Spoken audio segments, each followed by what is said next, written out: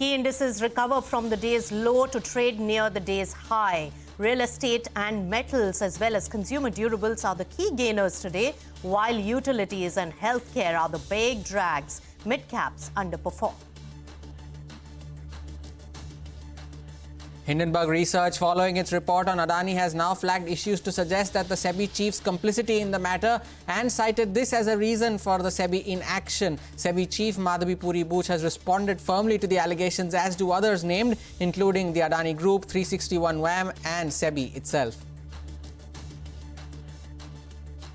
Jubilant Foodworks fires up on delivering growth in a weak environment. Voltas climbs on heady sales in the warm September, but Balakrishna Industries treads on challenges ahead, and Sun TV feels the heat as ad and subscriber numbers dip. Ola Electric jumps 20% in trade to hit an upper circuit. The move follows gains of 17% on listing day and comes ahead of its e-bike reveal on the 15th of August. CVC Capital Partners clinches a near 7,000 crore rupees deal to buy out existing promoter Kedara Capital and affordable home loan player Aavas Financiers. CVC will also make an open offer to minority shareholders. The stock jumps. Hello and welcome. You've tuned into Business Lunch. I'm Nisha, and with me as always is Hormaz. So Hormaz, what a day it has been, and there has been a lot of volatility. It's not just the global and the macro factors, but some bit of it also coming in because of the nervousness of the Hindenburg Research's recent report. But market has been resilient, now closer to the high point of the trading session when we talk about Nifty 50. So gain of quarter percentage point at the particular moment around 24,400 levels. Let's take stock of the rest of the market, and Sensex too gaining about 250 odd points. Midcaps are on the flat line. That's a pocket of worry. And on the other hand, Bank Nifty is the one which is outperforming the key indices, 0.6% up on that. So financials having a good day, but advanced decline ratio absolutely neck and neck at this particular point because of the broader markets being on the weaker side. Of course, one pocket that is on our radar from the news point of view are the Adani group of stocks, and they have seen a bit of knee-jerk reaction, Hormaz, but now on path of recovery. So it's stabilizing, but a little bit of nervousness was definitely founded in certain pockets. There's a significant recovery from the lows of the day, and as you can say, it was much better than what was feared, and that's what is transpiring today as well, with a quarter percent gain, but the 200-point recovery that you've seen from the lows of the day, and particularly in the broader markets as well. The mid-cap index is up almost 500 points now from the lows of the day, and the advanced decline ratio is at the flat line, almost neck and neck, as Nisha was just highlighting, and that is because the earnings reactions, which have been plenty of them over the weekend, have been on both sides of the spectrum, whether it be the good bit and the not so good bit as well. Instead of the good bit first, stocks like Inox Wind, then though that stock is up almost 15% after its earnings. It reported a profit compared to a loss last year. The EBITDA was up almost 4x. Revenues were up 80% during the quarter, 17% higher now on Inox Wind, crossing that mark of 200. So that is one good earnings reaction. The other good earnings reaction has been Jubilant Foodworks, and that has been on the back of multiple factors, outperforming peers, numbers being better than what was feared as well. So 9.5% higher now at the highest point of the day is Jubilant Foodworks. But what is not doing well on the flip side is the defense names, and the Bharat Dynamics is one of them,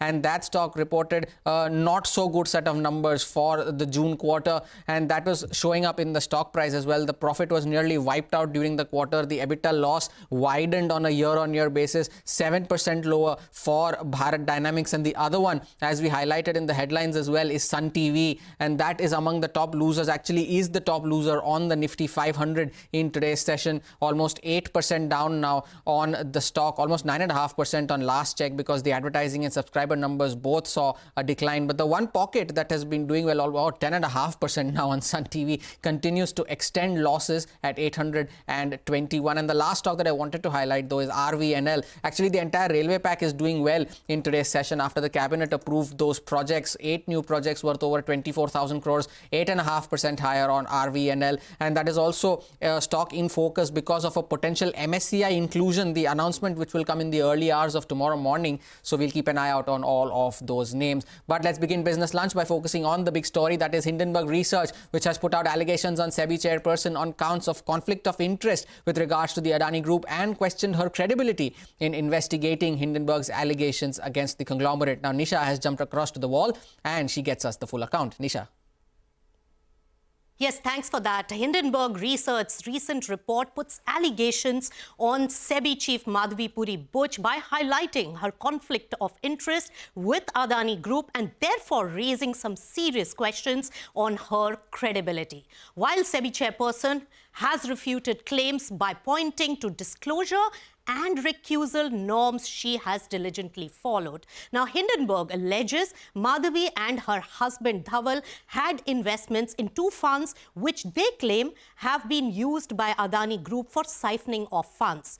Now, they highlight the involvement of 361 in managing these funds, and report suggests that the first investment in 2015, while Madhavi joined SEBI in 2017.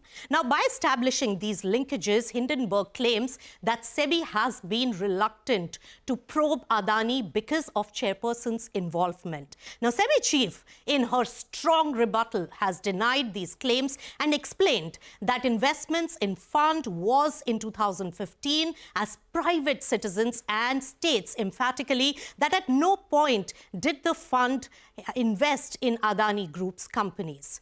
Now, in another point of conflict of interest, the report claims that Buch had interest in offshore Singapore consulting firm Agora Partners and continued with her ownership of Agora Partners despite being SEBI's whole-time member.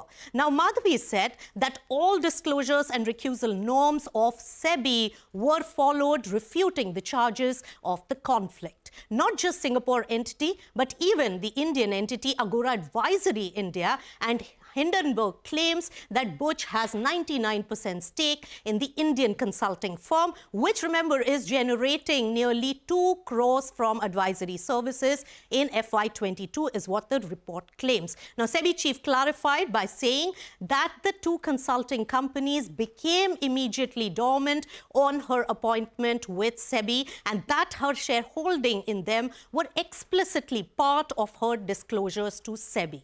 Now, apart from linkages to Adani Group, the report also claims that Madhavi had conflict of interest with global private equity firm Blackstone, and Hindenburg's report says that Madhavi Buch used her position to benefit Blackstone in REITs in India and that her husband Dhaval Buch is acting as an advisor to Blackstone despite no experience in funds or capital markets. Here again, SEBI chief clearly refutes claims by disclosing that Blackstone Group was immediately added to Madhavi's recusal list maintained with SEBI when Dhaval was appointed in this position. Now, in two statements yesterday, Madhavi Puri Buch has emphasized repeatedly that all disclosures and recusal norms of SEBI were diligently followed by her, and SEBI chief stated that instead of replying to show cause notice, Hindenburg has decided to attempt a character assassination of SEBI chairperson. Nisha, thanks a lot for that detailed explanation. And Yash is now also joining in with the details on the others in the Hindenburg Crosshairs. Yash. The Hindenburg report just does not put the highest chair at SEBI in suspicions, but it also questions the institution and its conduct. It also questions Adani and its role, Blackstone, which is one of the largest players in the REIT space, along with brokerage firm 361, formerly known as IIFL Securities. Let's start with the allegations against SEBI itself. Hindenburg, in its report, has said that SEBI chairperson Madhavi Puri Buch and her husband Dhaval Buch had invested in offshore funds which were allegedly used by Adani to siphon off money. It was this investment which came in the way of SEBI's investigation against Adani and also the offshore funds in question. It is because of this why Hindenburg has also stated that SEBI can't be trusted as an objective arbitrator in the Adani matter. SEBI was also quick to respond on these particular allegations. The securities regulator has said that allegations made by Hindenburg have been duly investigated. Also, the chairperson had recused herself from these investigations for any potential conflict of interest. SEBI has also cautioned investors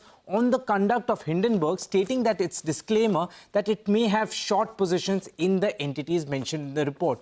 Speaking about Hindenburg's allegation against the Adani Group, it says Adani used global offshore funds to siphon off money and reinvest them in the Indian market. SEBI chairperson's alleged involvement in the same funds came in the way of its investigation against Adani. Adani has called these reports malicious, mischievous and manipulative and being done with the intention of profiteering. An important clarification which Adani also gave was that it has no relation with any individuals mentioned in the Hindenburg report. Hindenburg has also questioned the offshore funds which were opened through 361 or IIFL. It says that these funds helped Adani siphon off money and reinvest them in Indian markets and also Adani Group stocks. The report has said that Madhavi Buch and husband invested in these funds opened by 361. 361 has said that these funds made zero investments in Adani. Madhavi Buch and Dhaval Buch's holding in the fund were less than 1.5% of the total inflow into the funds, also saying that the funds are fully compliant with all applicable regulations. Another party against which Hindenburg has made serious allegations is Blackstone and Dhaval Buch's role there as an advisor. The report says that Dhaval Buch's employment and Blackstone benefited from SEBI's regulations on REIT investments. Dhaval Buch, in his response, has said that his appointment at Blackstone predates Madhavi Buch's appointment as SEBI chairperson. Also, he says that at no point of time was there any association of him and the real estate side of Blackstone. Hindenburg sent a late-night counter asking if SEBI chairperson would commit to a full, transparent and public investigation into these issues. AMFI, which is also known as Associations of Mutual Funds, has said that they on the recent criticism against SEBI chairperson, stand by her and it's an attempt to undermine India's market progress, and added that India's financial system is fostering growth and innovation with high integrity. Yash, thanks so much for piecing together all parts, and there are many, many aspects that were mentioned in that report, which we have broken down for you. Of course, Adani Group of stocks have seen some bit of recovery, half the recovery from the knee-jerk reaction earlier. But to complete the story in terms of stock impact, 361 stock opened a little bit under pressure, but has come to 0.5% gain, while Embassy stock, Embassy REIT, is the one which is at the high point of the trading session. In fact, staying with this story, let's listen into what DEA Secretary Ajay Seth had to say on the allegations against SEBI chair. SEBI has made has given a statement. Chairperson has also made a statement. I have nothing further to add on that. As I said, that both of them have made the concerned person as well as the organization, regulator has made the statements, and there is nothing further to be added by the government. Now, senior BJP leader Ravi Shankar Prasad has also said that the Hindenburg report has a propaganda against India. Now, this after the Congress party, its allies have demanded for a joint parliamentary committee probe. Now, he also said that the SEBI chairperson, Madhavi Puri Buch, has complied with all the norms. Listen into what he had to say. देखिए, उनका statement आपने भी पढ़ा है, बहुत अनुभवी पत्रकार हैं देश के, मैंने भी पढ़ा है. उन्होंने विस्तार से दिया है कि जिस समय वो प्राइवेट सिटीजन थी उन्होंने किया था. अच्छे इन्वेस्टर्स वो रहे हैं, इस फील्ड में रहे हैं, और मेरे यहाँ इंस्टीट्यूशनल मैकेनिज्म पूरा है रिक्यूज करने का. हमने रिक्यूज किया है और डिस्क्लोज किया है, तो हमने सारी बातें लिखी हुई हैं, तो फिर उसको अविश्वास क्यों करना है. और अडानी ने भी कहा है, पहले भी ये करते थे, बाद में भी करते हैं. तो एक प्रकार से उनका सिंगल पॉइंट एजेंडा चल रहा है अडानी के खिलाफ. All right, so those were all the aspects of this big story that we are tracking today. It's time for a short breather on the show. When we return, we'll get you a review of India's inflation data for the month of July. Stay tuned for that.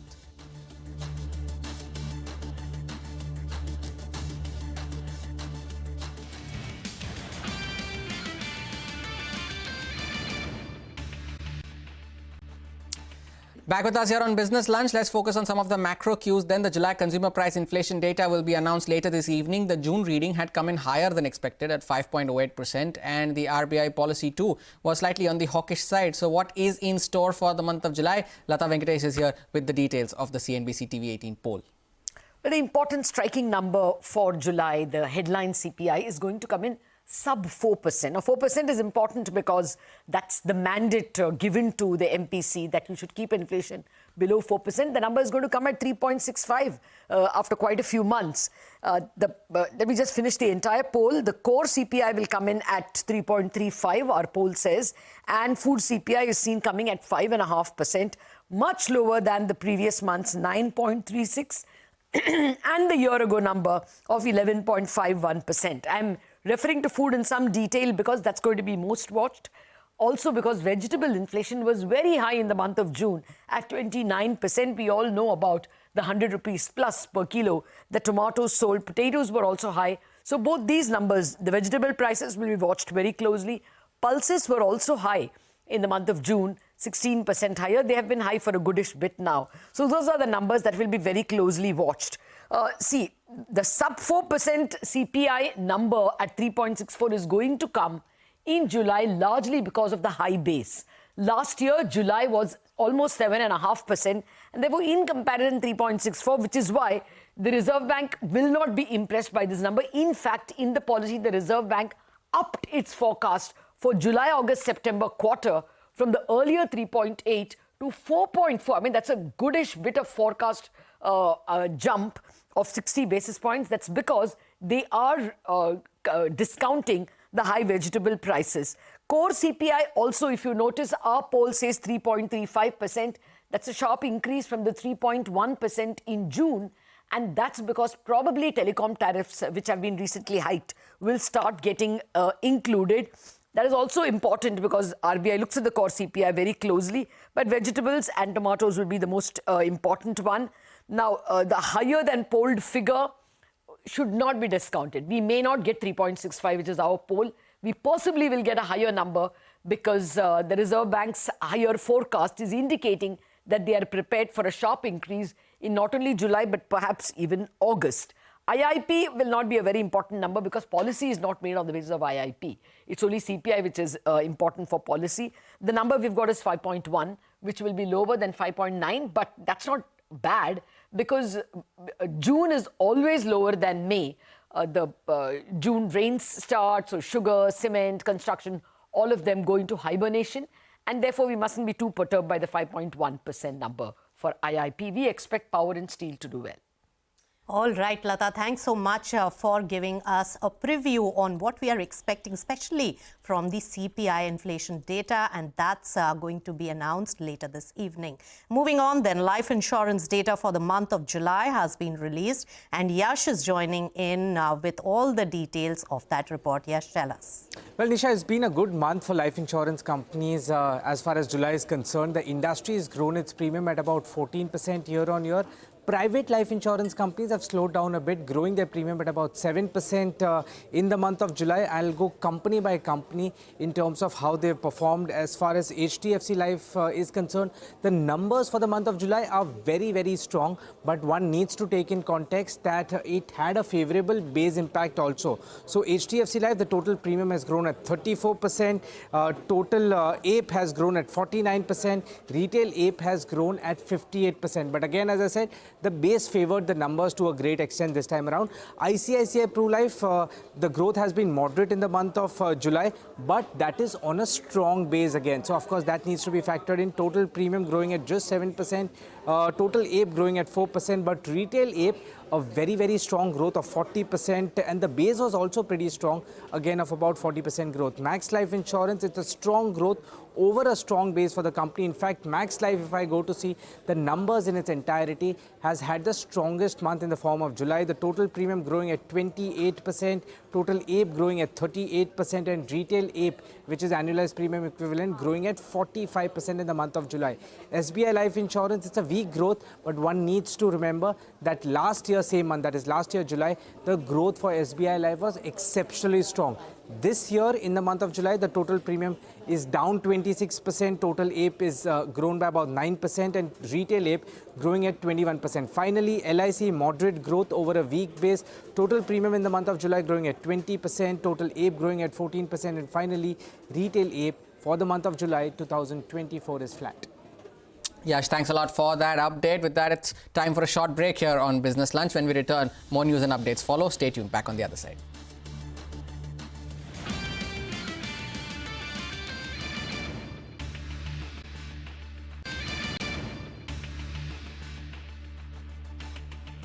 Welcome back. You're watching Business Lunch, and to top national news for the day, well, the hospital services across West Bengal remain disrupted today as the strike by the junior doctors, interns and postgraduate trainees enters the fourth consecutive day in the state, and protests have erupted across India over the alleged rape and murder of a young junior doctor at Arjikar Medical College and Hospital. So far, the principal of Medical College, Sandeep Ghosh, has put in his papers, while the Kolkata police have arrested one suspect, Sanjay Roy, in the particular case.